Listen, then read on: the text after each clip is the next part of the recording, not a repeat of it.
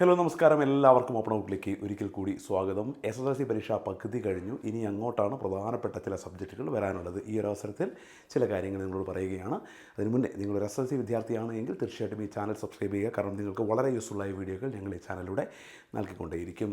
ഇപ്പം കഴിഞ്ഞ 5 SSLC പരീക്ഷകൾ കഴിഞ്ഞപ്പം പല കുട്ടികൾക്കും എളുപ്പമുള്ള വിഷയവും ബുദ്ധിമുട്ടുള്ള വിഷയവും ഒക്കെ അതിൽ വന്നിട്ടുണ്ടാവും.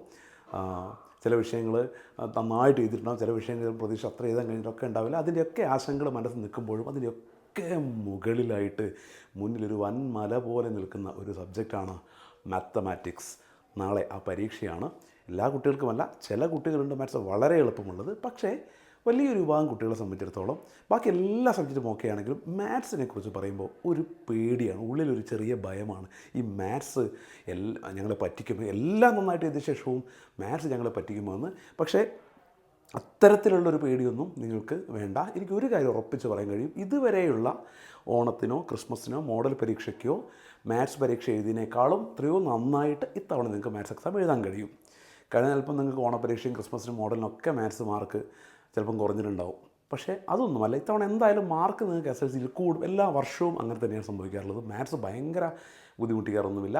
പൊതുവേ ബുദ്ധിമുട്ടാണ് എന്നുള്ളത് കൊണ്ട് ചില കുട്ടികൾക്ക് അല്ലെങ്കിൽ ഒരുപാട് കുട്ടികൾക്ക് ബുദ്ധിമുട്ടാവുന്നതല്ലാതെ മാത്സ് പ്രത്യേകമായിട്ട് ബുദ്ധിമുട്ടിക്കുന്ന പരിപാടിയൊന്നും ഉണ്ടാകുമെന്ന് നമ്മൾ ആരും പ്രതീക്ഷിക്കുന്നില്ല. സോ നിങ്ങൾ വളരെ കോൺഫിഡൻ്റ് ആയിട്ട് പരമാവധി ചോദ്യങ്ങൾ ചെയ്ത് പഠിക്കുക, ഇക്വേഷൻസ് പഠിക്കുക, വരയ്ക്കാനുള്ളതെല്ലാം പഠിക്കുക.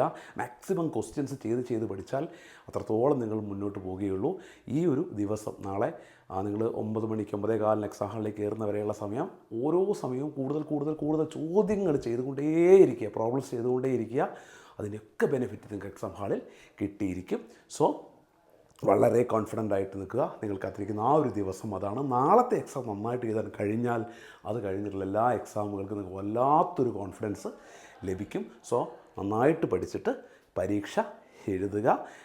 നിങ്ങളെ മാത്സ് ചതിക്കില്ല എന്ന് തന്നെയാണ് പ്രതീക്ഷിക്കുന്നത്. കഴിഞ്ഞ വർഷങ്ങളിലൊന്നും മാത്സ് വലിയൊരു പ്രശ്നമായിട്ടില്ല എന്നുള്ളതൊരു ആശ്വാസകരമായ കാര്യമാണ്. ഓക്കെ, സോ നന്നായിട്ട് പഠിക്കാം മക്കളെ. Okay, thank you.